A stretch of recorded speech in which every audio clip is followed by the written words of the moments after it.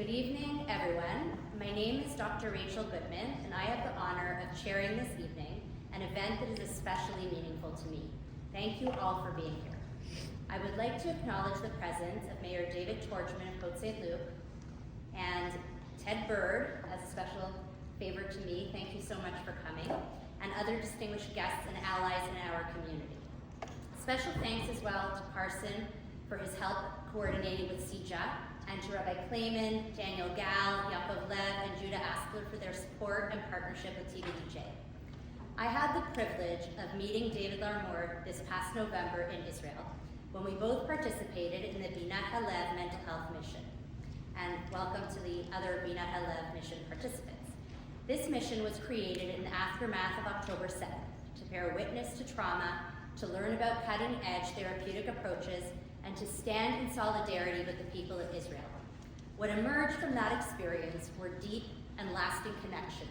I feel incredibly fortunate to now call David not only a colleague, but a true friend.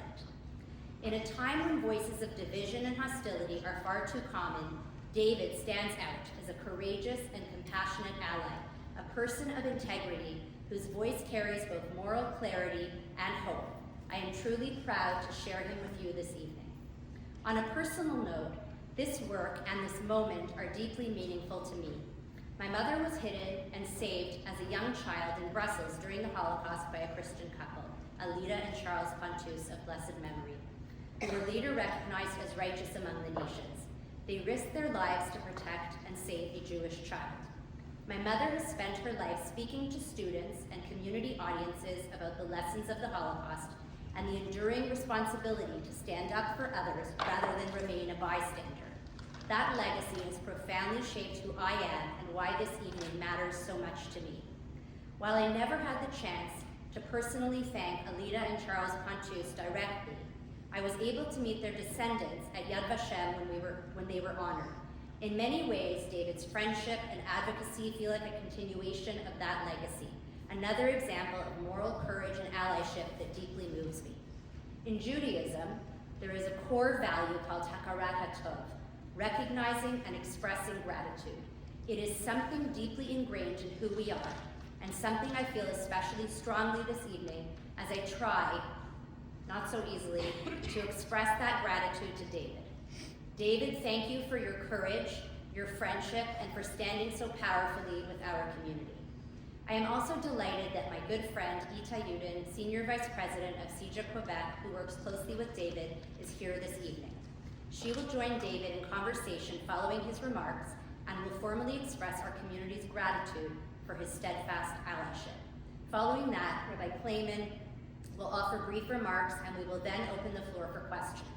It is now my pleasure to introduce both of our distinguished guests. David is an ordained minister with the Pentecostal Assemblies of Canada and serves as lead pastor of King Street Community Church, in Oshawa, where he has served his local church for almost 20 years. In addition to his pastoral work, David is a registered psychotherapist providing care and support to his clients at Voice of Hope Counseling and Wellness Center in Whitby. His academic achievements include an undergraduate degree in theology, a Master's of Arts in Organizational Leadership, and a Master's of Arts in Counseling Psychology, equipping him with a strong foundation for both Christian service and mental health care. David is also a committed Zionist and a passionate and positive voice for the Jewish community, advocating for our Jewish well-being both locally and globally. He is committed to interfaith dialogue and standing in solidarity with the Jewish community. I'll call you up in 1 second. I'm just going to introduce Ita. Ita Yudin built her expertise in communications, advocacy, and community and government relations, starting as a grassroots student advocate. At CIJA, she served as Deputy Director of Public Affairs and Community Relations before being appointed Vice President, Quebec in 2016, subsequently being promoted to Senior Vice President in 2025. Ita was instrumental in facilitating the first official visits to Israel of a sitting Quebec Premier, a Montreal mayor, and the recent historic opening of a Quebec bureau in Israel, a significant milestone in the Quebec-Israel relationship. She has appeared as an expert witness before Quebec National Assembly commissions and serves as a media spokesperson. She is a recipient of the King Charles the Third's Coronation Medal, the Medal of the National Assembly, the Rabbanit Sar Herzog for Community Leadership, and the Tel Aviv University Friendship Award honoring her leadership in representing the interests of her community. I now have the great pleasure and honor of calling up David Larmore.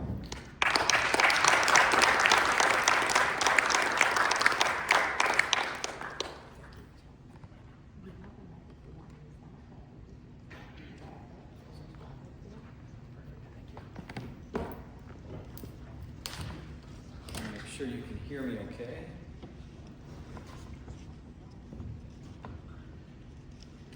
Let's see how that works. Can you hear me all right? No, no. I don't work mic stands that easily. Other people do that for me in different settings. So. All right, let's see if that works. Is that okay? All right. It's good to be here tonight, by the way. Thank you for hosting me and allowing me to speak to your congregation.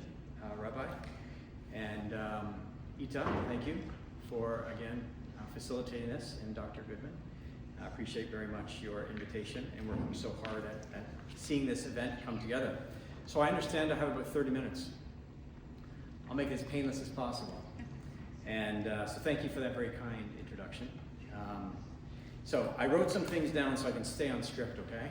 And we'll go from there. So it's an absolute honor to be here tonight.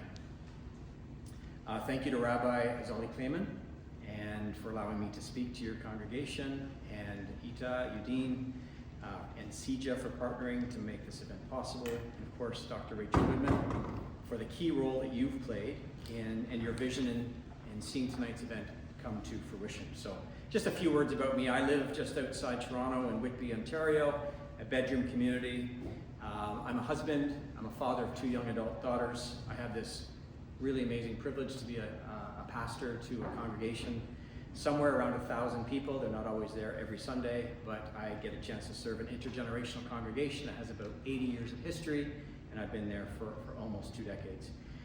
Recently, I've said yes to an opportunity to serve on the team of Allies for Strong Canada, just 1 day a week, part-time, as a director of interfaith relations, which is a passion of mine. I think we need more Christian church leaders advocating for our Jewish friends, and as we like to call them, our elder siblings. And I am an ally of the Jewish community, and so you're safe with me tonight. I feel at home with you, very much so. I get a chance to visit other synagogue settings in the GTA, and they take me in and treat me like family. And so it is an honor to be with you.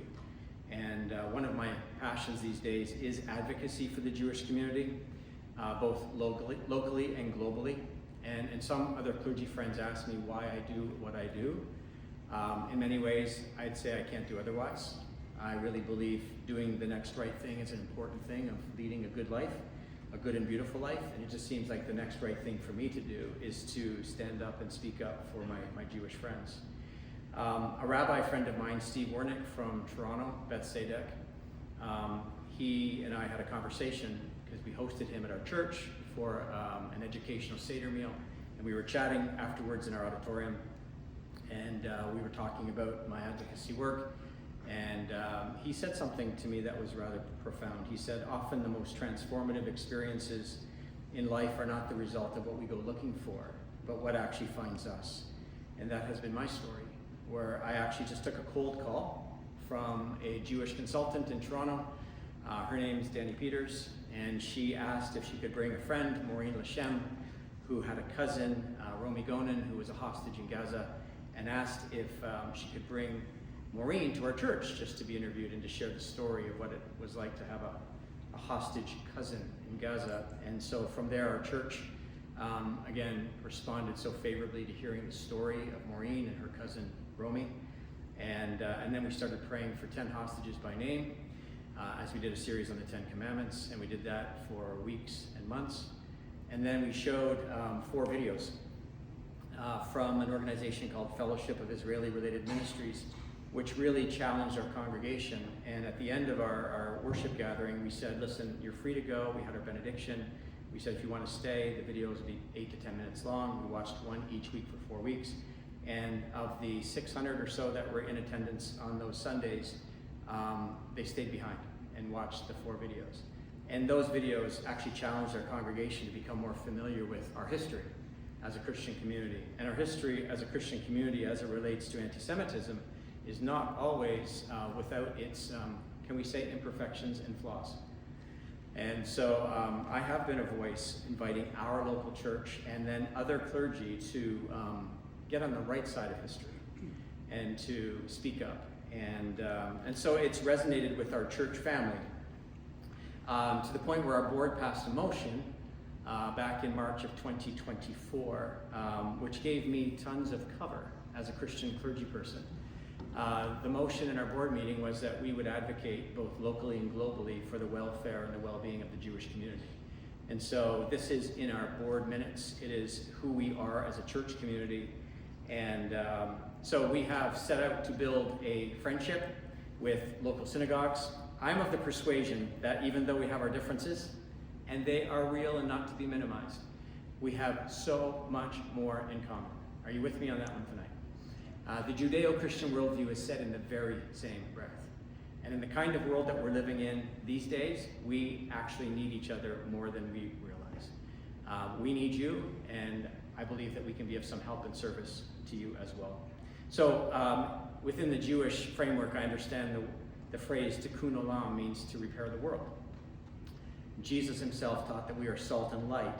So I think together we can repair and shine brightly. And so both Christian community and Jewish communities walking together is a very beautiful thing. I have 4 wonderful rabbi friends where we do Solidarity Sundays. And so they come into our church and we do a tag team scripture talk on Psalm 23. Then we have a conversation like this. And some members of the Jewish synagogue will come and we'll have a kosher lunch for them. And our congregation gives them a standing ovation. And just to be crystal clear, there is no agenda. The agenda is friendship. The agenda is mutual learning and respect. The agenda is not to make anybody think more like us. And so we're just building relationships of solidarity and trust, and it's a beautiful, beautiful thing. So tonight, in the remaining time that I have left, I've been invited to talk about From Jerusalem to Montreal, a Christian's perspective on Zionism and Jew hatred. Just a light subject on a Thursday night. Since October 7, 2023, what was just under the surface in many parts of our world, including right here in our own country and in urban centers like Montreal and Toronto, we saw the repulsive and ancient Jew hatred and anti-Zionism rise to the surface with a visibility unseen in my lifetime. It's beyond concerning and troubling. It's disgusting, vile, and unacceptable. And as a member of the Christian clergy, I condemn every form of Jew hatred and anti-Zionism. Recently, I was leaving a physiotherapy appointment when I noticed an elderly man who was sitting in the waiting room for his physiotherapist to come out and receive him. I had already had my appointment. I was waiting to pay my bill. And I noticed that he was Jewish because of the kippah he was wearing. And he was probably in his early 70s or so. And I noticed him, and then I did a double take because I thought, yes, that's a Jewish man. I just came back from Israel a week or 2 prior to me meeting him. And so I could see his body language stiffen up because I did a double take. And he wondered probably why I was looking in his direction twice. And so as I was paying my bill, I thought I'm going to go over and say hello to him. And he was the only one in the waiting room at the time. And as I walked over to him, I could feel his body stiffen. I could feel him sitting up and preparing himself for whatever it was that he was concerned about as I approached him. And I noticed he had a blue bracelet on like I wear, the Am Israel High bracelet. And so I flashed mine to him, and he immediately just relaxed. His name was Yosef. And we had a good conversation about the kind of experience he's been having in the Toronto area. And I talked about my time in Israel. And that day I introduced myself to him as a Christian pastor. And I said to him, if you ever need anything, please don't ever hesitate to reach out to us. And so it's concerning to me why Yosef in the Toronto area would feel concerned about just noticing somebody look in his direction twice within just a brief period of time. But I understand. And I want to work for the kind of day and the kind of country where Jewish people will feel safe at all times and in all settings, including a medical setting where he's in a wait room for his physiotherapist. So today's theme, From Jerusalem to Montreal, a Christian perspective on Jew hatred and Zionism. So first of all, why don't we start with this? a Christian perspective. Tucker Carlson. He does not represent the Christian community. Can I just clear the air on that one for just a moment? I would suggest strongly that he is a novice in Christian theology and does not understand Israel from a biblical theology perspective. And so when he speaks, many in the Christian church feel indignation and misrepresentation. Israel is both a place and a people, and Tucker Carlson does not pass the sniff test for Christian faith. In the Christian community, there is a wide representation of people who say no to a theological idea called replacement theology. And rather, they say yes to Hashem's eternal promises made to the Jewish community. Replacement theology, in fact, if you're new to it, promotes the idea that Christians have replaced Jews in Hashem's redemptive program for the world. That the promises made to Jews have now been taken from them and given to Christians. Christians in my Pentecostal tradition and in most evangelical expressions of the church reject this idea. But from time to time, unfortunately, you will find replacement theology has gained some traction, mostly in some mainline churches and among some younger leaders. And it's not helpful. And I consider replacement theology to be incorrect and problematic. So, I just want to be clear today that many, many Christians believe that God's covenant promises made to the Jewish people are eternal and they still stand today. And I believe that is the case. So it's the younger leaders within the Christian clergy that have been exposed to ideological frameworks and social pressures that have led them to unfortunate silence. Let me read these stats to you. We can't just pretend everything's great when it's not so great, and we have some work to do in the Christian tradition. 67% of young evangelicals now hold ambivalent or negative views on Israel's biblical significance. That's a problem. 40% of pastors report avoiding Israel or Middle East topics altogether from the pulpit. 1 in 3 seminary graduates today were exposed to replacement theology as a primary framework. And this needs to change. So it's in light of these sobering statistics that we have started a movement of taking Christian clergy to Israel as an immersive exposure experience to see Israel through a first-person Jewish lens. To have a first-person narrative experience to help us address what we would consider to be the false narrative in Canada and in much of the Western world. So even those who accept the replacement theology idea are without permission under the teaching of Jesus to adopt any form of anti-Semitism, including anti-Zionism.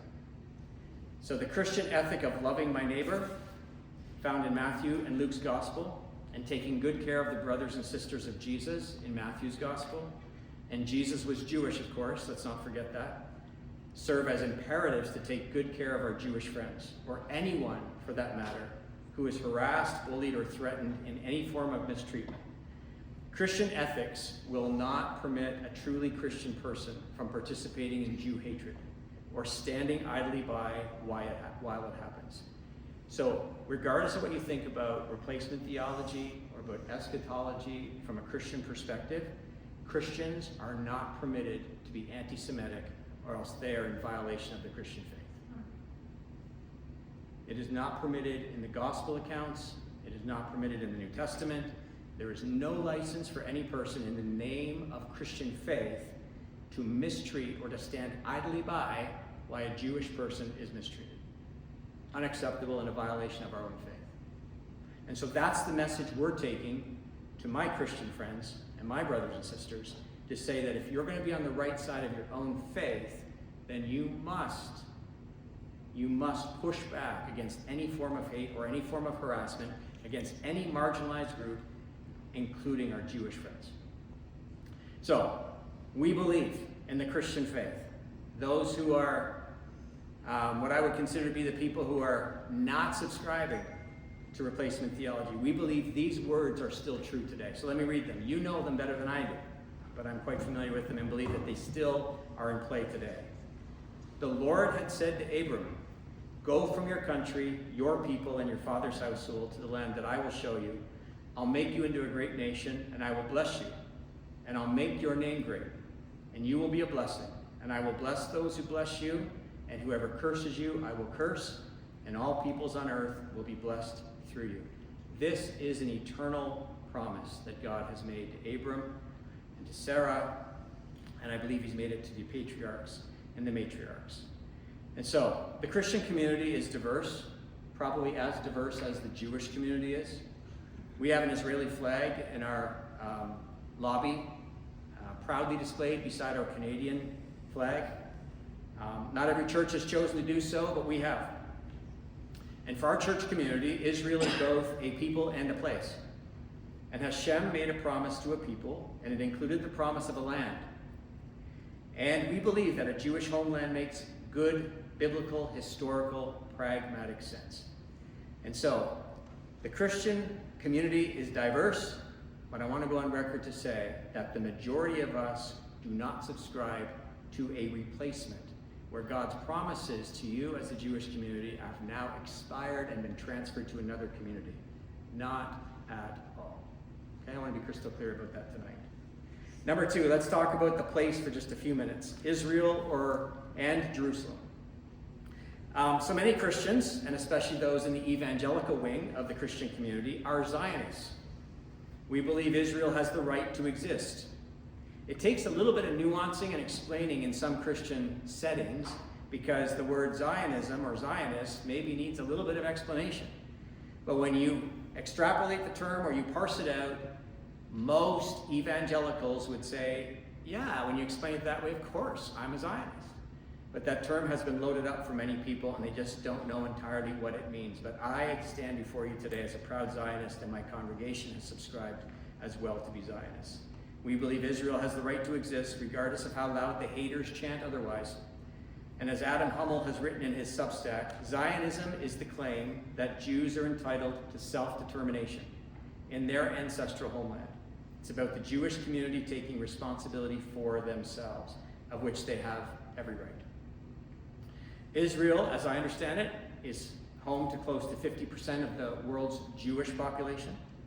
And from a humanitarian point of view, they have a right to exist. From a theological and biblical history perspective, the Jewish community was granted this sacred space from Hashem. And Israelis are not colonialists or occupiers. They are residents in the land Hashem gave them. Jews are indigenous to the land of Israel. And so, is anti-Zionism anti-Semitism?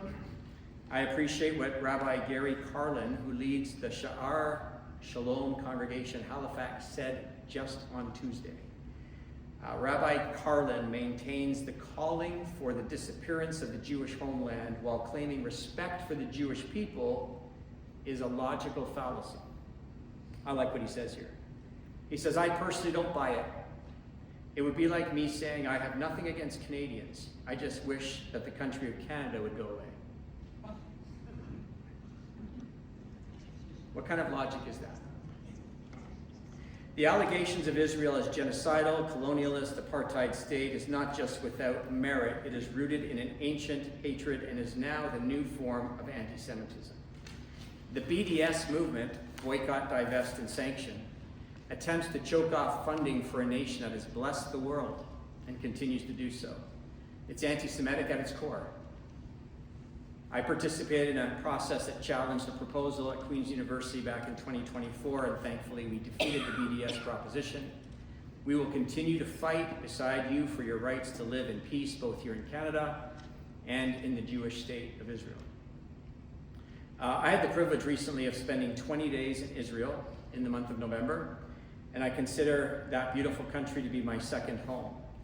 I visited the Shimon Peres Center for Peace and Innovation, and the way that Israel has made the world a better place is not always fully understood. It's a story that needs to be amplified.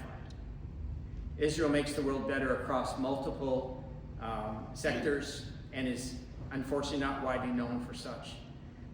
We do need to amplify the truth that Israel has improved not just life for Israelis, but for the world. One of Apple's largest research and development centers is in Israel. Innovation and Israel go together. A successful BDS program against Israel is a setback for world progress. Israel is a shining light of diversity with Jews, Christians, Druze, and Muslims living together. You don't need to hear that from me. but our group that was there, 11 Christian clergy with some Jewish friends along the way, it was so obvious to us that this beautiful democracy that's not perfect, Israelis know that the government in Israel is not perfect, but it's a pretty healthy place to call home. They have some neighboring nations around them that are not necessarily supportive, we could say. But Israel itself is a strong, shining beacon light of prosperity and hope, and it is a beautiful, beautiful place that feels like a second home for me. We visited Kfir Aza in the Gaza envelope, to the Alma Research Center in the north, near the border of Lebanon, to the former site of the Nova Music Festival, to the Car Cemetery, to the Serenity of the Galilee, to the beaches of Tel Aviv, to the Hanan Ben Ari outdoor concert in Caesarea, Shabbat dinners, the Western Wall. It was just absolutely phenomenal. It was such a highlight for us. If you have not been to Israel, I know I'm speaking to largely a Jewish crowd today. If you haven't been to Israel in a while, I know that it's not maybe on the short list over the next few days or weeks, but at some point in the near future. I hadn't been there for 7 or 8 years, and what an amazing country. And the people, the resilience of the Israeli spirit is something else. I have so much high regard for the Israeli spirit and just the beautiful celebration of diversity. Again, human rights are celebrated, right? There's a place for Christians, where in the Middle East they've been banished from a host of different countries, persecuted for their faith. But where else in the Middle East can Christians be home and can express their faith and be safe under the rule of law and all the protections that come with life in Israel? It is a really wonderful, wonderful place. And anybody who is anti-Zionist is somebody who has probably not been there themselves and has probably bought the false narrative and has not read past the headlines and done the research themselves. The resilient spirit of the Israelis is absolutely inspiring, and it left me with more hope. And I'm confident, I don't know how you feel about this today, but Israel's going to be just fine. In fact, probably on the short to medium term, when its neighboring enemies have been largely disarmed, there will be more peace in the region, and Israel will be well positioned for more flourishing and prosperity and more research and development and more progress, and to make the world a much better place. So I don't know how you feel these days, but as somebody who is a friend of Israel and a friend of the Jewish community, I'm feeling pretty confident these days that there are some bright days to come in the future. If I'm optimistic.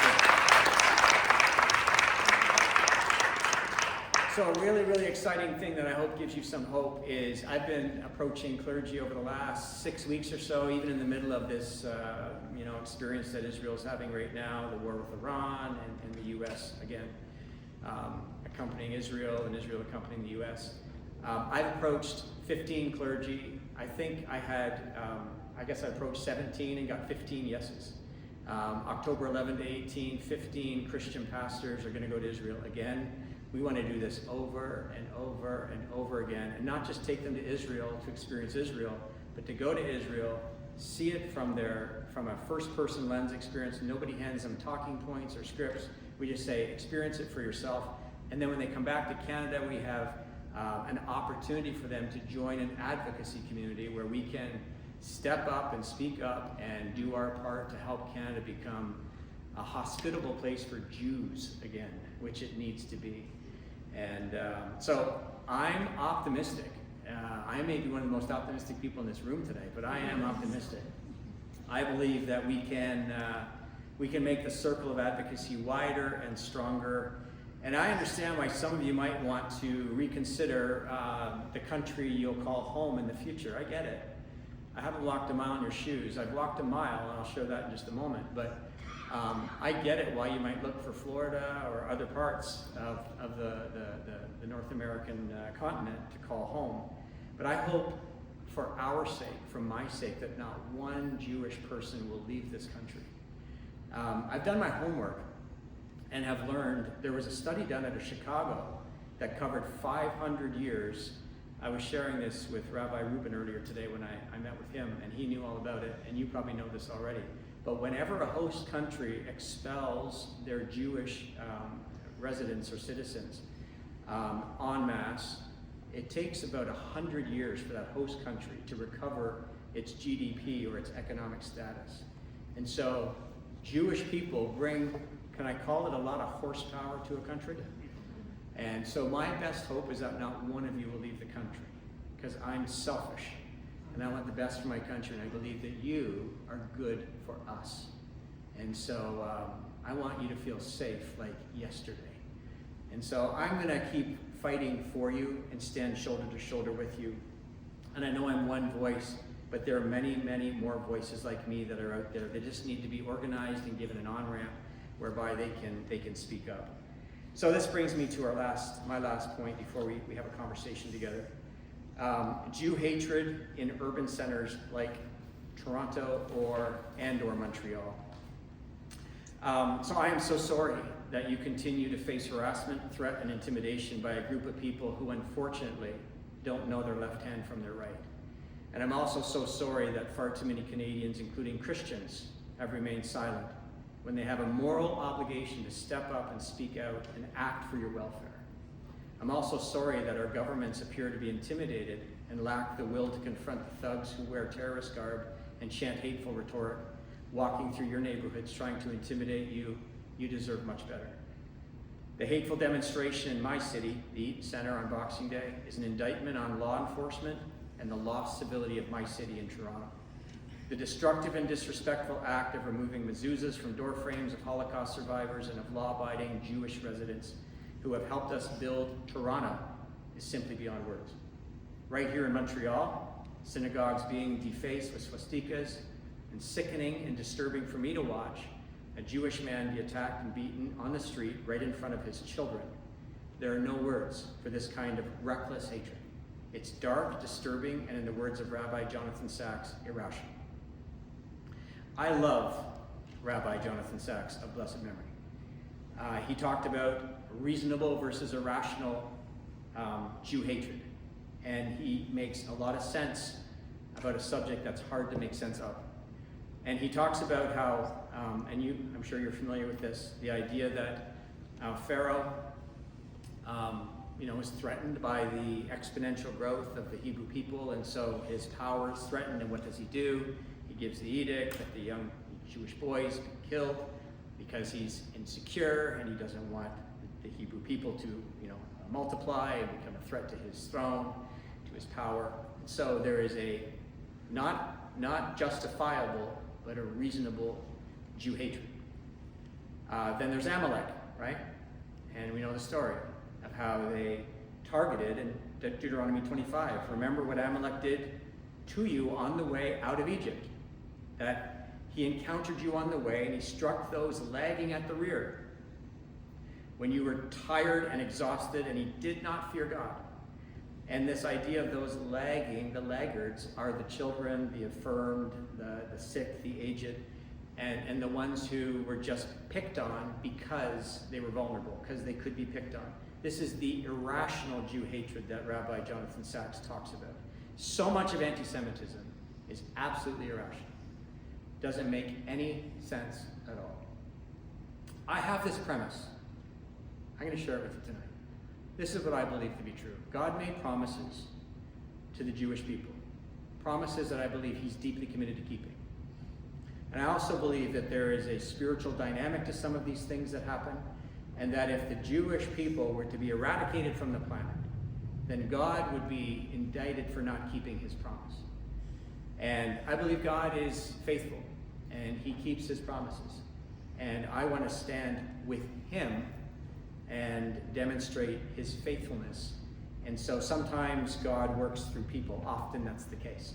And so I want to be an instrument in his hand to help remind you of his faithfulness.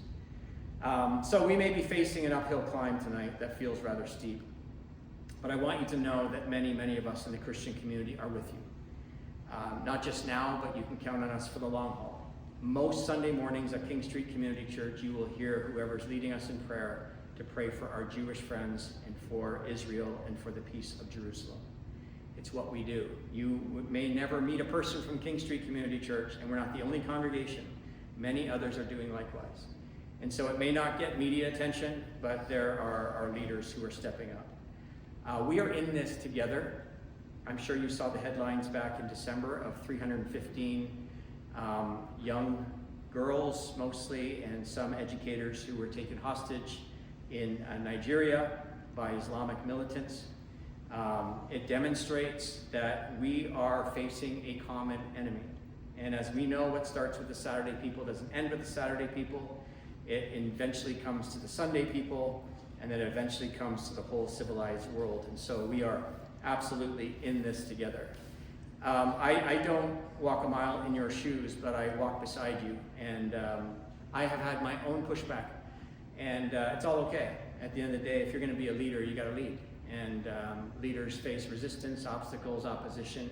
If you expect to go into leadership and not face that, then you probably should exchange your leadership role for something else.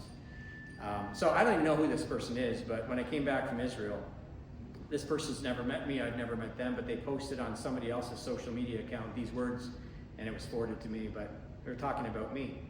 He says, this church's pastor attended the Friends of Zion Summit in occupied Palestine to collect his 30 pieces of silver to sell out Christ for fascist Jews. He is going to actively propagandize his congregation to be lovers of those who murder Palestinian women and children wholesale. Disgusting. David Larmer is a wolf in sheep's clothing, and Jesus will tie a millstone around his neck and toss him into the depths of the ocean. That's me. Because I went to Israel. Can you imagine? I went to Israel with 10 other clergy, and we visited October 7 sites, and we went to some traditionally biblical sites, and just saw Israeli culture. And apparently I'm selling out Jesus, 30 pieces of silver, and I deserve to have a millstone around my neck tossed into the depths of the ocean. I felt just a little bit about what some of you feel. This has been exponentially more intense for you than for me. I'm glad that came to me, because I felt a little bit more about what you feel. And I feel your pain. You're not alone. So I'm going to wrap up here. I think I've used my time. If I ever get to see my friend Yosef again, and I hope I do, I pray that he is less intimidated by strangers who approach him and more confident in his Canadian neighbors and Christian friends, and that he doesn't need to be apprehensive any longer. We have a lot of work to do together, but it's sacred and beautiful work that Hashem has called us to do. There are a group of allies and friends of the Jewish community who have your back, and I know that if it came right down to it, you would have our back too. You are forever loved by Hashem, I hope you know that, and by the Christian community. I'm confident of this, that love wins over hatred, good wins over evil, and light dispels the darkness. The Apostle John wrote in his gospel account to first century Christians, which I think is relevant for us tonight, light shines in the darkness, and the darkness has not overcome it. So may we continue to live in the light, walk in the light, and spread as much love and light as possible. Amen.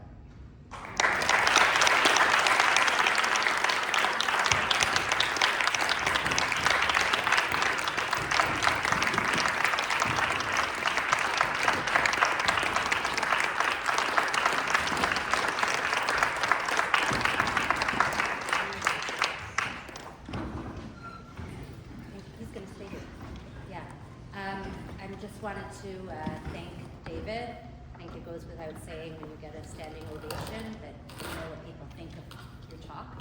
And I'm sorry for having walked out, but I was coughing, as you might have seen. And, I'm a little traumatized by being at the show, The Fiddler on the Roof, and I was coughing, and my brother just basically never let me live that down. So now I know to walk out when I cough. So we're going to move this out of the way. I'm okay. You okay? Yep. Turn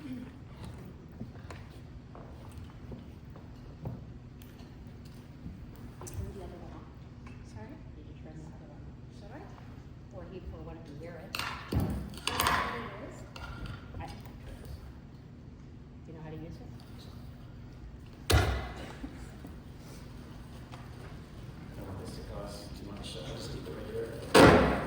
Or we could just turn it off. And you can...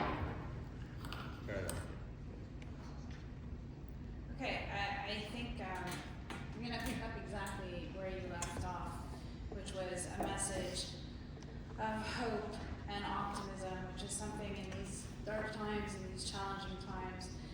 I say for our community, but I really think for all Canadians, because when we see what's happening in our streets, and we see what's happening in our schools, and we see what's happening in our society, I think we're all concerned, not just about the safety, of course, about the safety and security of the Jewish community, and the anti-Semitism that's targeted specifically at us, but we're also concerned about what we're seeing in terms of an erosion of our society and our shared values and our common values, and this attack on who we are and how we live, and why many of us and many of our ancestors chose Canada as a home, as a port in safety. I think, just before I really start, I think it's just important to acknowledge, because you talked about relationships and bringing people together. I really want to thank Rabbi Klayman for opening his shul to this conversation and to making it a priority after Rachel's inspirational idea to bring you here for this conversation. I think it speaks volumes about the passion that everyone brings to this issue, that we have another rabbi here, Rabbi Popko, as well, and the president of the Montreal Christian Jewish Dialogue, David Ben-Sussan, the immediate past president of Montreal Christian Jewish Dialogue, Jean Drihan, a longtime friend and ally of the Jewish community. And I think when we see this room and we see the people who made an effort to be here for this conversation and to be part of it, and those who have worked hard to advance these allyships and conversations, it does inspire some much needed hope in this time. But you touched on so many issues that I was planning to ask you about. So what we're going to do is maybe just dive a little deeper into each one, and I'm sure we won't touch on everyone's questions, and then we'll have a Q&A after that. But you gave some stats about the younger generation and where they're at in terms of anti-Semitism in the Jewish community. You singled out Tucker Carlson, and something that we look at when we're seeing what's happening in social media in the US and those movements, we do see this pattern and this trend amongst the younger generation to sort of turn away from this traditional perspective of friendship and allyship with the Jewish community that has been so strong, particularly between evangelical communities and Jewish communities around the world. We talk a lot about how leadership can be impacted by missions and pastors and rabbis. What do you see as a solution for dealing with this shift that we're starting to see in the younger generation? That's a good question. There is a social aspect to this where nobody wants to get canceled, right? This idea of if I speak up, what will happen? And there is something within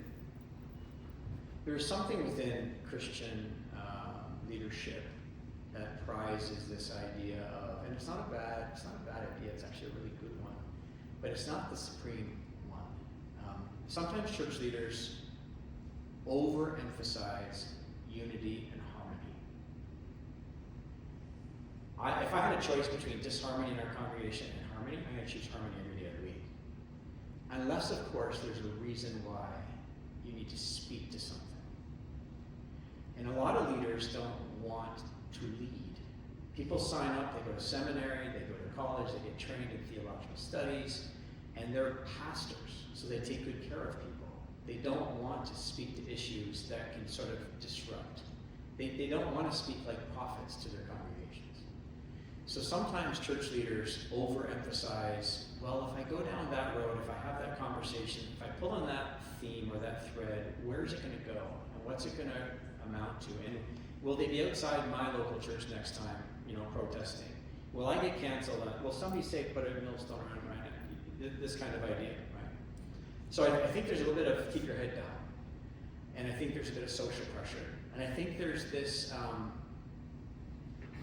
listen, the moment I get to know Jewish rabbis and we bring congregations and synagogues together for Shabbat dinners, whatever it might be, there's a relationship. And now a headline doesn't occupy your primary thinking anymore. So we need relationships where we can hear each other, be up close to each other.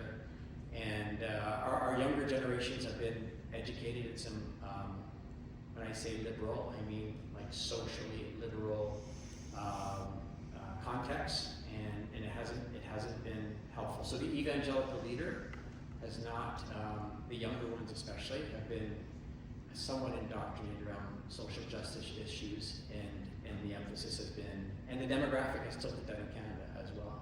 This is a community of 400,000 people or so in Canada, and other communities are much bigger and much stronger, and they represent a much larger voting bloc, and the airtime, and our congregations are very diverse, and so they play to it, unfortunately.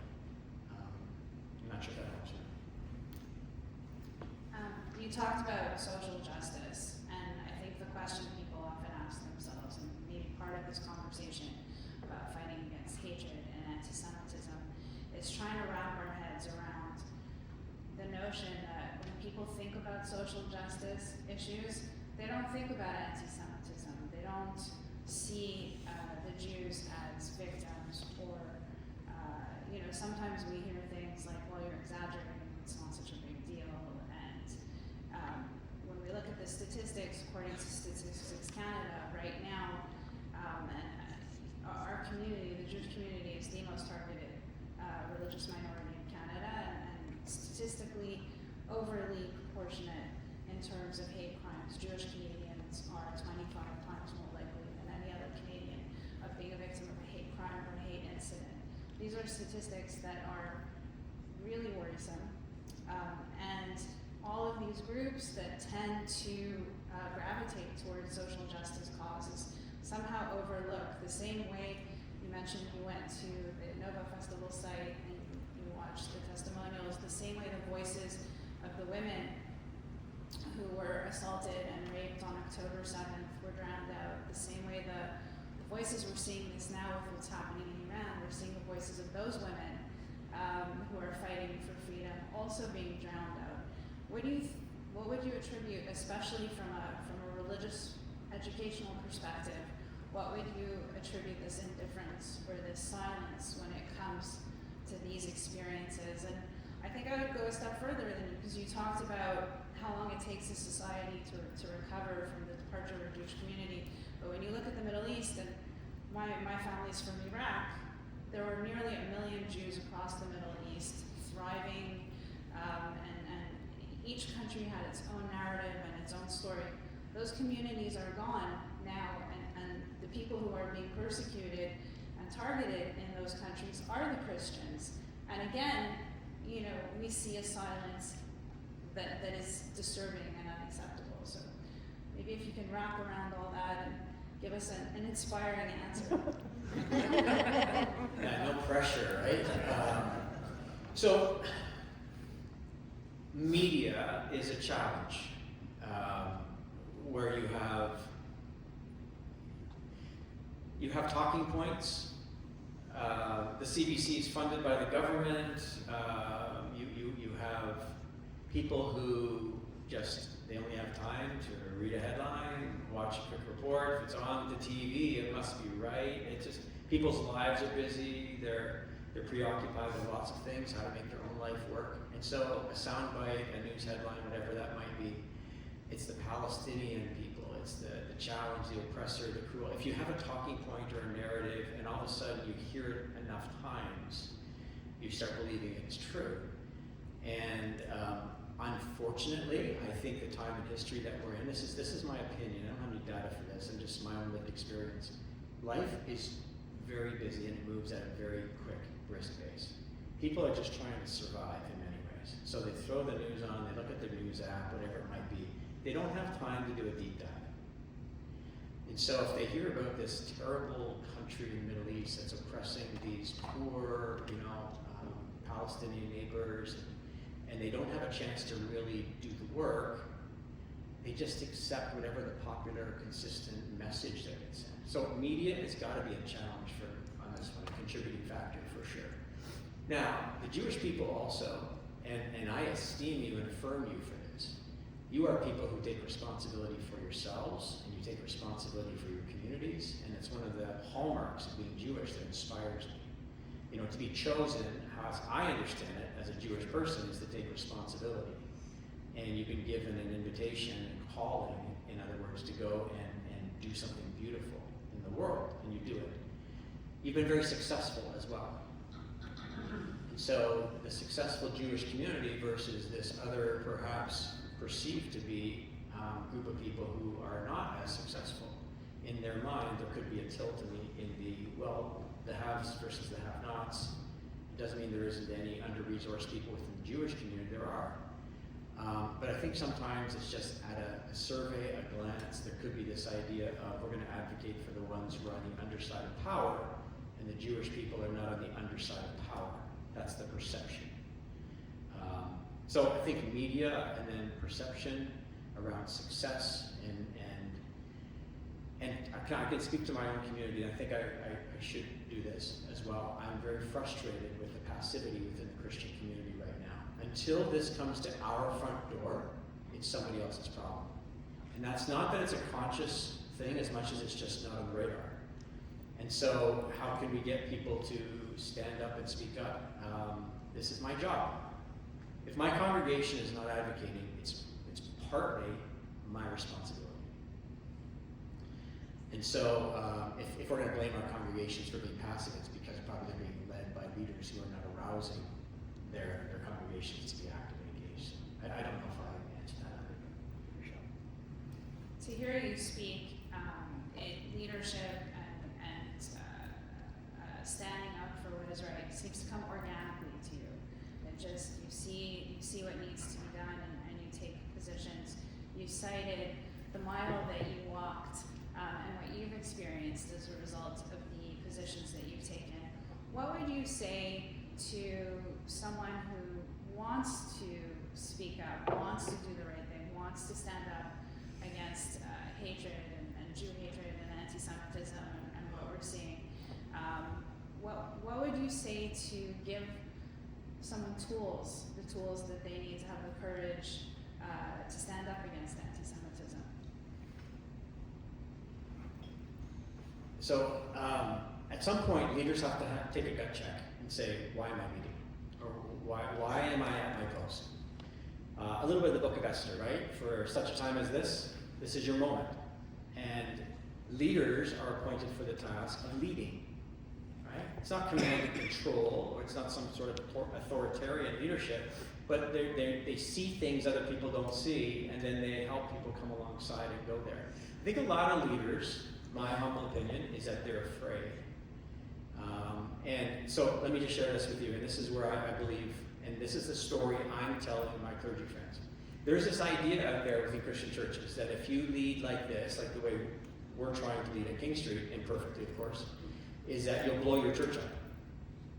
If you start praying for the Jewish community, if you start advocating and sharing videos about an ancient hatred and how the church and the Christian community has been complicit on occasion and challenging the congregation to be at their best. Listen, the Protestant reformer Martin Luther was anti-Semitic. I've called that out in our congregation. We can't just let that go. Some of his writings were disgusting. I'm a Protestant. I'm thankful for the Reformation, but at the end of the day, something went really wrong with him, and not just him. John Calvin, there are a host of other leaders. And so here's the argument. If I go public and I call those things out, not only could I perhaps polarize our congregation, the back door will be open to why people will leave. We're accountable to boards for budgets, people count attendance, we're the congregation, how come this congregation is shrinking? Over the last 2 years, I've been in my setting for 20 years now, 20 years this August. Our congregation is growing numerically. There are more people attending on Sunday morning. We baptized more people last year than we had in previous. So 2024 and 2025 consecutively were record-breaking years for us financially, for giving, for attendance, and for baptisms. And we stood on the right side of what I believe to be a defining moment, not just for our Jewish friends, but the beginning of something here in Canada and the Western world. So we can say it doesn't have to be a bad ending. I think people, this is my opinion, I think people want to be led. They want to be led well. They don't want to be controlled and directed through authoritarian leadership. But if you lead with wisdom and with grace, but with clarity and kindness, People want a leader who's principled and consistent in principle. So my oar is in the water, and to be honest, I've got 20 years of experience in our church. I had a conversation with our board, and it wasn't contentious at all, but I wanted them to know how serious I was about this. I said, listen, if at some point along the way push came to shove on this one, I said, you'll have my resignation, I'm all in on this. This is not an optional thing for me. I feel tapped by the heavens, by the God above, for me to be involved and for us to be involved in this area. And our congregation is putting money behind it, prayers behind it, energy and time behind it, and our congregation is growing. So at the end of the day, there can be success stories behind risk-taking and leadership, but you don't want to tear your congregation apart. There's ways to do it. Thankfully, our congregation is staying together during this time. I think there are probably those of us in this room who are wondering, is there some life experience or some moment in your life that inspired you and your worldview? Is it something that happened here or something that happened elsewhere that led you to become so passionate about these issues? I can't put my finger on one, but I'll when I was a young boy, my name's David, of course, and so my parents named me David, and when I was a young boy, my mom and dad bought me a Star of David, and they gave it to me. And I'm 10 years old, right? I'm not Jewish, and they gave me the Star of David, and my mom explained to me, because my parents would always pray for the Jewish people, which is why they did, I don't necessarily understand what they did. And they always taught me that the Jewish people were given a special task in the world, and that they should be celebrated, honored, esteemed, and I bought it. Because it's a biblical idea. That's why I bought it. I've had some Jewish friends on more than one occasion, even earlier today, ask me about something, and I don't know this, I don't understand all this, how this all works, but the word neshama, I think it is, I feel like I got a Jewish soul. And I don't know if that's just a nice idea. I don't know what that means, but I feel Jewish. I love all things Jewish. How did I get there? I don't know how I got there. I have amazing friends, but listen, I used to read, before October 7, I used to read as many Jewish writers as I could find. And I would always be attracted to somebody who, even in the Christian community, understood Jewish theology. I'm fascinated with Judaism. I think Judaism is beautiful. A rabbi friend of mine said, Christianity is the second floor, and we do well as Christians to understand what Christianity is built on, the first floor, which is Judaism. And as I understand Judaism, again, Jesus was Jewish, the apostles were Jewish, the prophets were Jewish, the Hebrew scriptures, of course, we owe, right? Marcionism is a heresy, which means that the Old Testament or the Older Testament, as we refer to it, Hebrew scriptures, for us to disregard it and say it's irrelevant is a heresy. It's bad theology. So I just have, where'd it come from? I guess I could throw up my hands and say God put it in me somewhere, I don't know. But you're family to me. And I thank God for you. I think you're beautiful people, and I love you dearly, and I think you make the world a better place. And I don't just say that because I'm in the synagogue. I believe it. A world without Jewish people is a world I don't want to live in.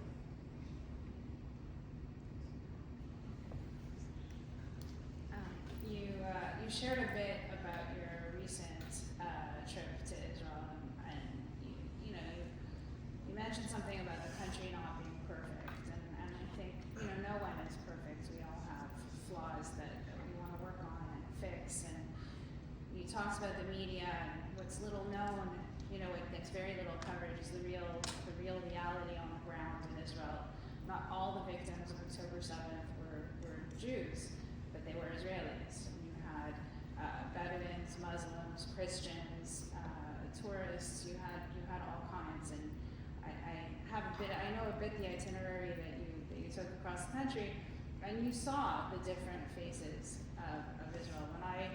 When I was last there, I met with a Druze poet whose son was commander in the Israeli army, and hugged us all for coming to Israel and visiting, and wrote this beautiful, powerful poem in honor of the victims of Kibbutz Be'eri. And so these powerful moments don't resonate beyond these visits to Israel. Is there something from your trip that's inspirational that you would want to share with everyone? So I had some from the psychological community where I was on 2 trips, one with clergy and one with the psychological community from Canada. There's so much that was there. Kfir Aza is a kibbutz that's just in the Gaza envelope, and we had a chance to go there on the first mission, and we were hosted by an individual whose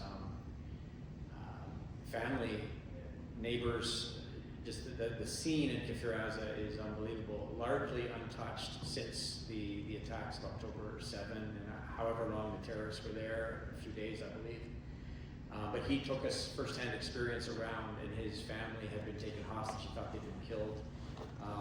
It was unbelievable to hear him tell the story and to be there and to think that these terrorists, the Hamas terrorists that came in on hang gliders or however they came through the fences and they were into Kfir Aza, they were there for days on this killing spree.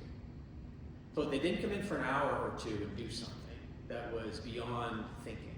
Right? Civilized people beyond any reasonable thought. They must have slept, eaten meals, rested, did whatever they did to take care of themselves, and they went almost like they were on shifts to sort of on these killing sprees. And to think the hatred that would motivate somebody to come and do that to people you don't know who they are. The idea of killing somebody for me is it makes me shudder. To go and do it in cold blood to somebody you don't even know who they are, and children and women, it was overwhelming for me.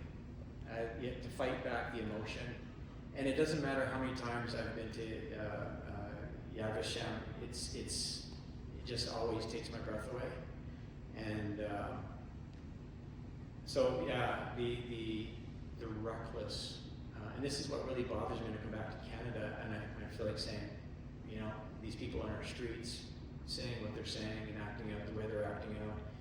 I'm thinking, whatever virus that was, malignant virus in the Hamas ideology, and to think it's on the streets of my country is enough to keep me awake at night and cause me to activate, so to speak. So it was what I saw in Kfir Aza, which was just absolutely overwhelming. Often the accusation of people standing against anti-Semitism, or talk about October 7th and what happened, and we all know actually that most of the population that lives in the Gaza envelope before October 7th were among the strongest peace advocates in the country. Many of the people who were killed or taken hostage were those who went in and out of Gaza to bring food, medical care for Palestinians into Israel. Please. Is it not working? Hello? Okay. To bring, they sort of carried this message. There were political discussions in Israel at the time that were challenging and hard. And people often charge that when you stand against anti-Semitism, when you talk about October 7th, when you stand with the Jewish people, you're banning criticism of Israel, or you're taking sides, in a conflict. What would you say to those people? And is that part of the challenge when you speak to others in your community who are not necessarily there in terms of standing against what we're seeing? We're standing against the hatred against Canada's Jewish community. Is that part of the conversation?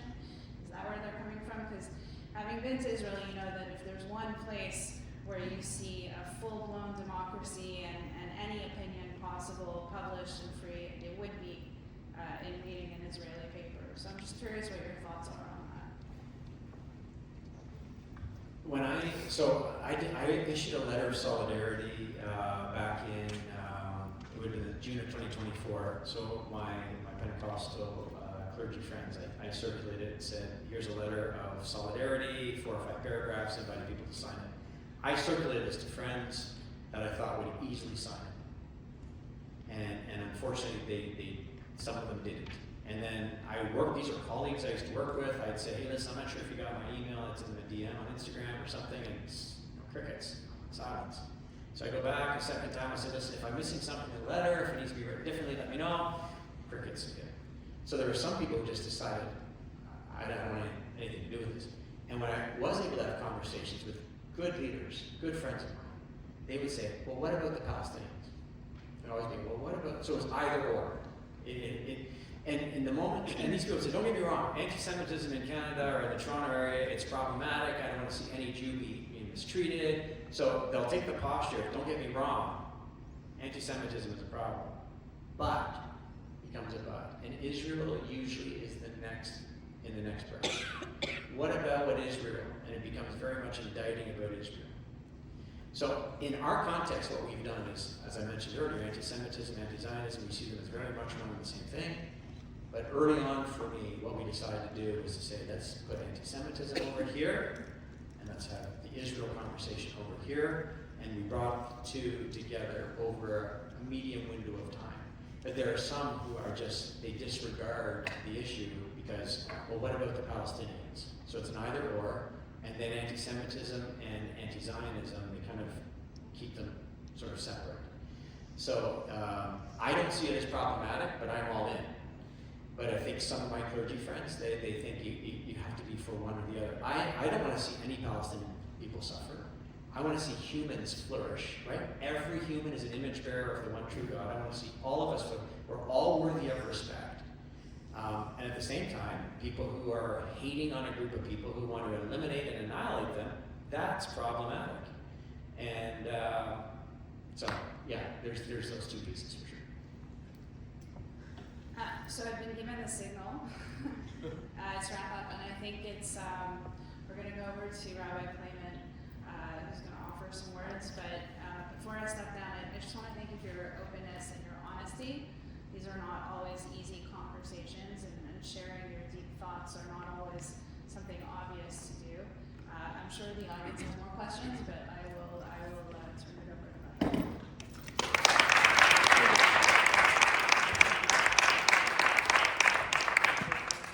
I'm actually going to sit down because it's set up so nicely over here. Thank you so much, Aita, and thank you all for coming out. I think in the over this conversation, I finally discovered this solution to anti-Semitism. You ready for it? We just got to have everyone out there have parents like you, and we're done. It's all about that early education and hearing your voice and how you describe yourself having a Jewish neshama. I just want to know, do you like gefilte fish? Have you ever tried gefilte fish? I'm not sure. I don't think I've tried it. Okay, that will be the ultimate test. If you like it, you'll have some issues to deal with. There's something Maybe wrong he with has a Sephardi neshama. Maybe, okay. Then we have to give him harissa. Ito, when you introduced this and you were thanking me, you thanked me for kind of prioritizing this as a conversation in the synagogue. I just want to give everyone a little bit of a background where this came from my perspective. Honestly, the whole idea of interfaith conversation didn't come naturally to me as my upbringing, my experience, and only relatively recently did I realize that was a shortcoming of my own. And that was about 6 months ago now, when a great friend of the Jewish people, a great friend of Israel by the name of Andrew Bennett, a mutual friend of ours, put together the very first conference called the Simeon Initiative, where the concept of the conference kind of sounds like the beginning of a bad joke. 50 rabbis and 50 priests walk into a hotel lobby, right? And really, there was all these theological, political, discussions and panels that were happening, and they were all good, some great, some good, but the underlying agenda was that every priest or deacon or minister should leave with a cell phone number of a rabbi and vice versa. like the only agenda was to create friendship. And I saw it, during the 2 days of this conference, I saw in a very visceral, very palpable way that these friendships are extremely important. And I decided that I wanted to talk about it more, and you may have noticed in the past 6 months I've been talking about it more, and just trying to create more space in our ethos, in our orbit, at TBDJ, the Jewish community of Montreal, to have these dialogues, to have these conversations. You know, you could just imagine the imagery for a moment, right? You're in a fight with someone, and you're winning, you're confident, you could do it, but then like a friend comes out of the, into the dark alley and says like, I'm here, and you can take a deep breath of fresh air, you could let your shoulders down. You say, hey, we got friends.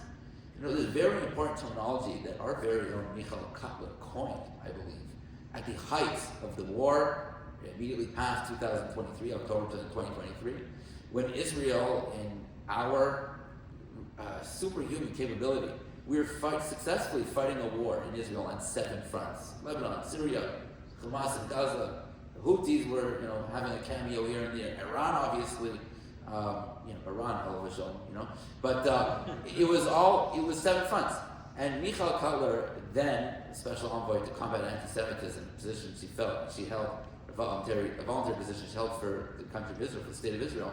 She coined that there's an 8th front of the war that the Jewish people are fighting. And the 8th front was the fight against anti-Semitism on the college campuses on this side of the ocean. And it wasn't just for clickbait. It wasn't just to compete in that war in the headlines that people don't read the articles.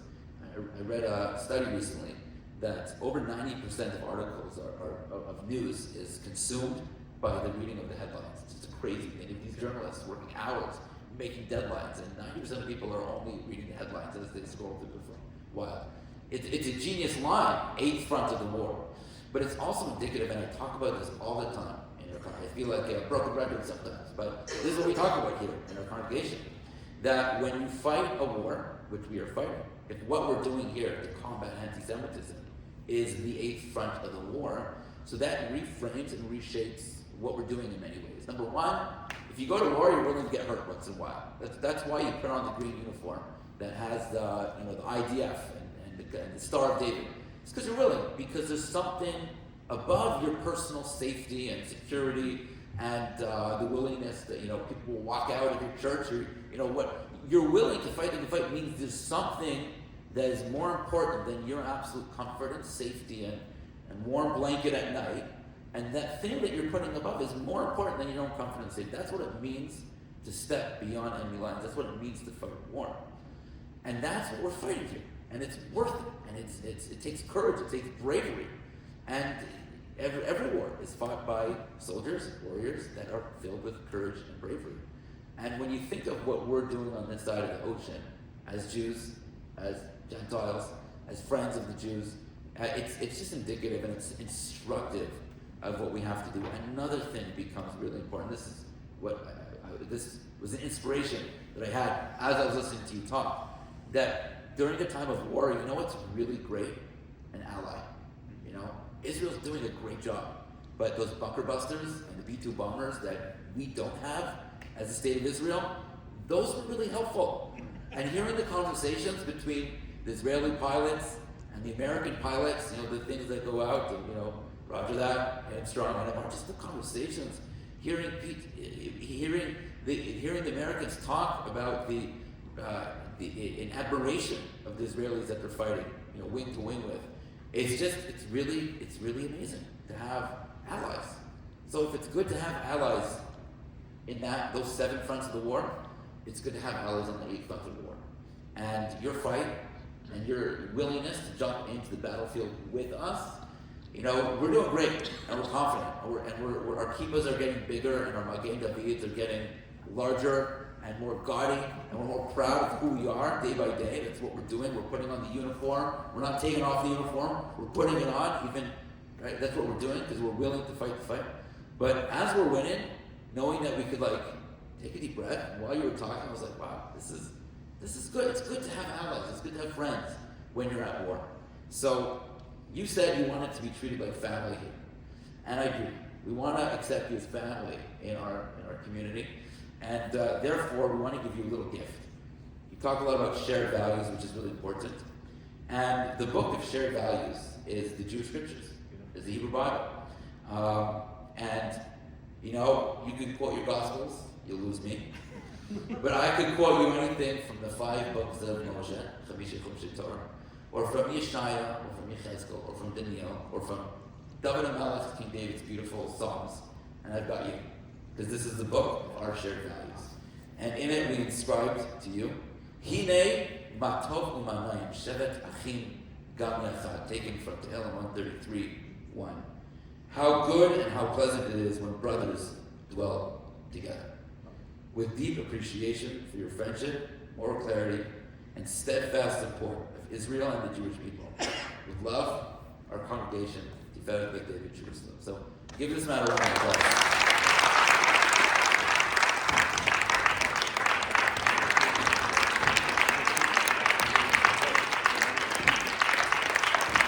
Translation commentary from the Hebrew Bible.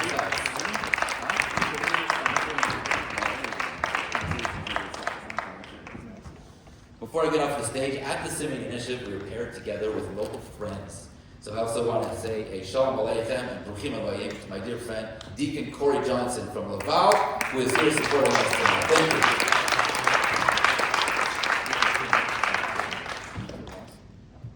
Questions? Is this working? If there are any questions from the audience, I wish I could say that I can move this, but I can't. So if you want to, you can come up, or you can speak loudly, or you can speak and I can repeat it.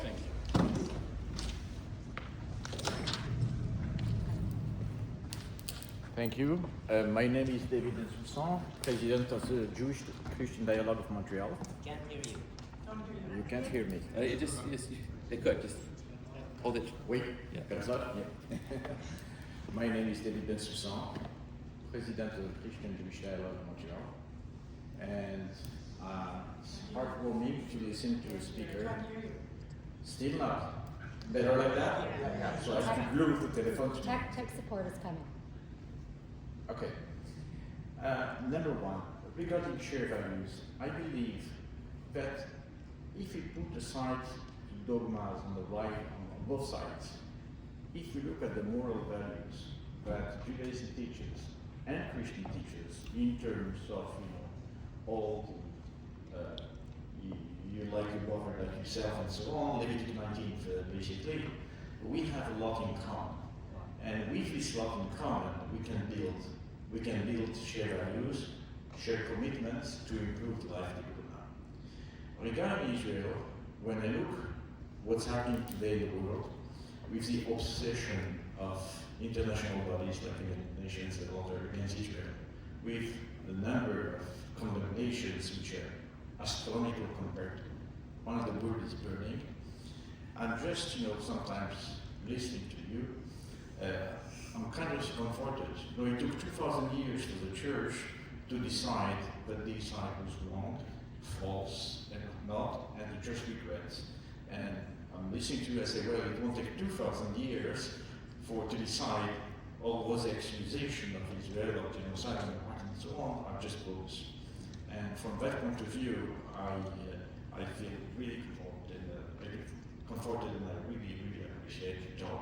And I believe in both values we can do. Maybe it's time for church and churches, as well as over, to express itself loudly regarding this apostasy that happens all over.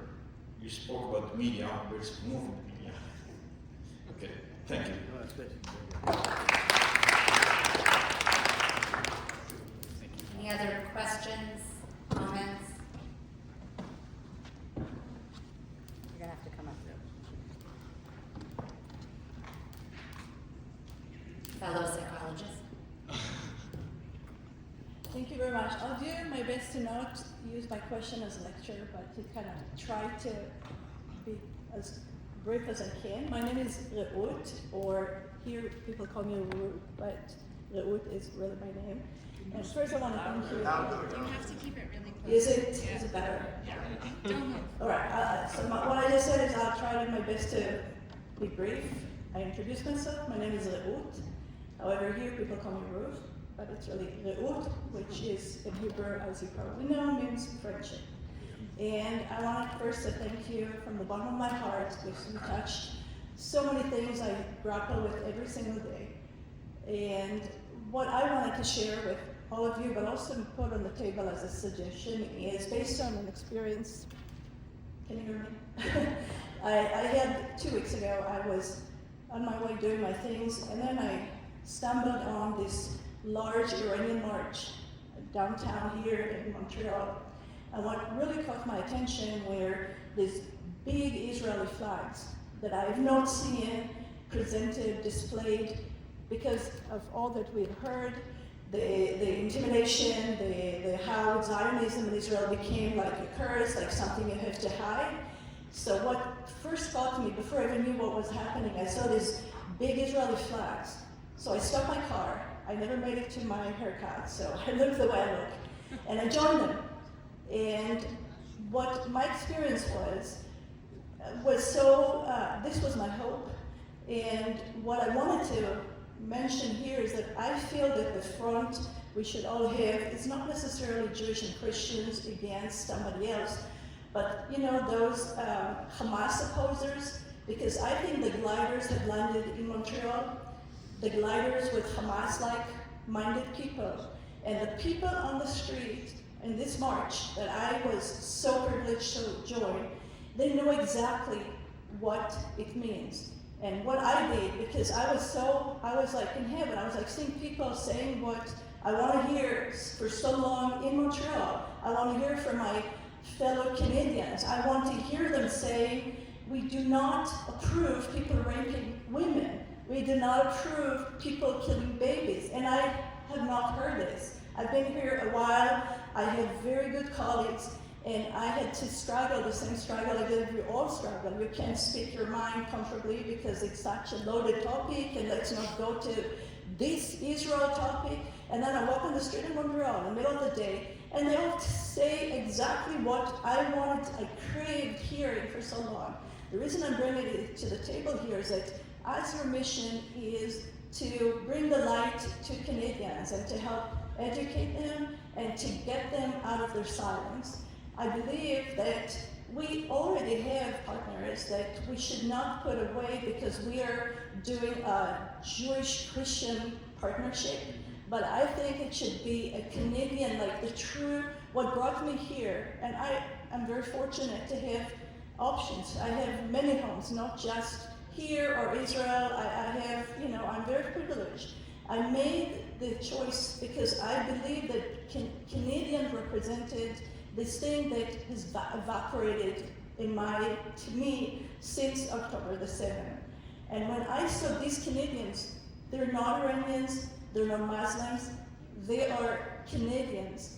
And they know what we experience because they still experience it as we speak.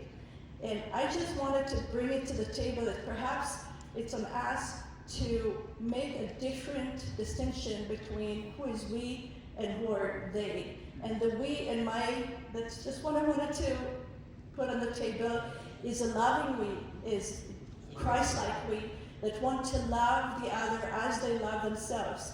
And ourselves is all of us that share the same values. And the others, it doesn't matter if we're Christian, like if we are Christians but we do not respect these values, then it doesn't matter. But if we're not Christians and we're not Jewish, so that's just what I wanted to put here, and to also, I don't know, to share my excitement when, you know, as I was seeing these people, and they are courageous, and what they face in Iran right now. And the people I was marching with them, I had this one young woman, and I was just walking the crowd because I was so excited, and I won't finish because I know it's too long anyways. But this young woman who was walking next to me, she's been in Montreal now about 3 months. She just left before the war started. And she was working with me, and she told me a little bit, and then she got a phone call, and it was a parent. And she told me they cannot call them. And they're constantly scared because as she spoke, they could have been taken by whoever, and we don't hear about this. We don't. So my just last word is, let's make this our Canadian shared, I don't know, speaking out, but marching together, we can make it in different ways. And I thank you so much, and I just wanted to bring it back to us, and also to let everybody here know that maybe that's an opportunity for us to get out of the little cotton-looking clay, excuse my saying that, and have the entire Canadian Montreal community that is like-minded. And they were so courageous, they didn't even think about it. They were walking, waving Israeli flags. Yes, and I just want to invite everybody, when you can, I don't do it every time, but that's just an opportunity, and thank you, and sorry I took too long.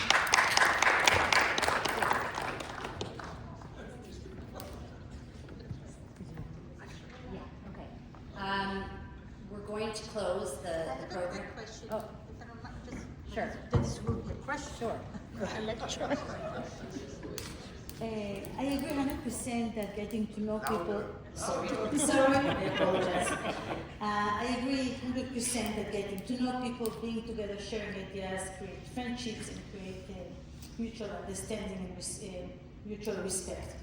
I remember, like more than 20 years ago, there was an interfaith group in Bet Zion. Actually, I don't know if you remember that we met once a month, but it was a representative from, I was part of it, Jews, Christians, and Muslims. And there were clergies and we benefited a lot. We talked, we learned. I remember that even everybody was giving a session once in a while.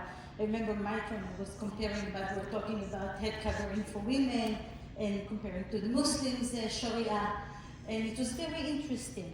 I was wondering if you see a value in that, expanding the friendship also to Jews, Christians, and Muslims, because we can benefit a lot from it. Definitely, the more dialogue we can have with each other and widening the circle where there's an assumption of mutual respect and learning. I think the more people in the circle, the better. I'm doing some work. I just started working with a group called Allies for a Strong Canada, and I'm doing interfaith relations work. So I'm really looking forward to getting more and more people having good, constructive conversations where we can pursue mutual understanding and respect. That will go a long way towards taking better care of each other. So yeah, I think at this point, if it's a start, forgive me for asserting this, but I'll make this be my last comment. The reason why I think our two communities have, I know there's 3 Abrahamic religions, but there's something about us, I don't mean to be exclusive about us, but the Jews and the Christians have, again, shared scripture, not entirely, but 2/3 of our Christian Bible is the Hebrew Scriptures. We have so many shared values in common, and our mission is very similar: to go make the world a better place.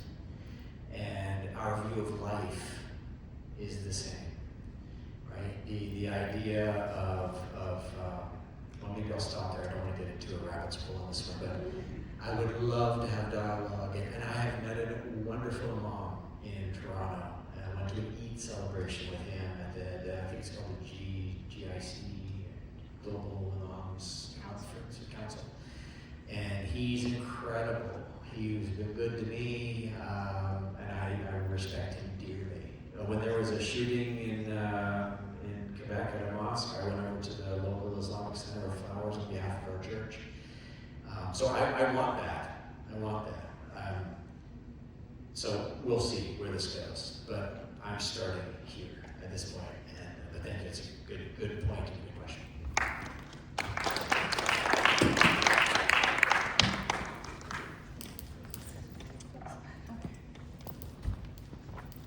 I think the excitement in the room about the nature of dialogue and this kind of relationship says a lot about what we need as humans and what we need in our society right now. I'm thinking about what you said about interfaith dialogue, and I can tell you that a lot of these dialogue tables have been going on for years and years, and it's amazing to see that there's like a new burst of energy in the building of these relationships. A couple of really good organizations were mentioned. Allies for a Strong Canada, ran by Michael Westcott, who's a great guy. You have Cardis, you have the Simonian Initiative. We've been a part of all of these things, and these are important projects that we need to move forward. And I encourage everyone here to be inspired by someone who stands for what they believe in and has the courage to build those relationships and build those bridges.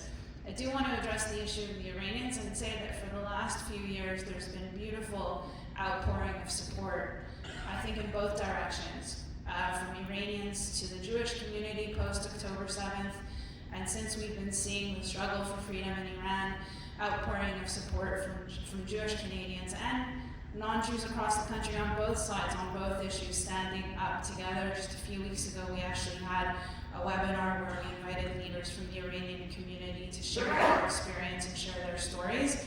And I think that a night like tonight and the questions that it's stimulating proves that these conversations are important, and we have to keep planning them and having them and bringing friends into our communities so that we all have the opportunity to build those relationships and to hear these stories of inspiration. And I've been asked to close, but I will close by thanking everyone, and certainly thanking you for being open and honest and sharing your experience and standing with us. And I think, you know, a lot of people expect the Jewish community. We ask ourselves, how can we solve anti-Semitism? How can we deal with it? The Eighth Front, how can we fight against it? My answer is it's not on the Jewish community to solve the problem of anti-Semitism. It's an all of society problem. It's an attack on our society. But it's when we have friends and allies who see what's happening and we stand together, not just to protect the Jewish community and confront anti-Semitism, but to protect our way of life, our society, and all those communities who came here to form the way of life that we've come to cherish. That's when we have a chance to advance and to really come out the other side in a Canada that we all remember, that we all love, and that we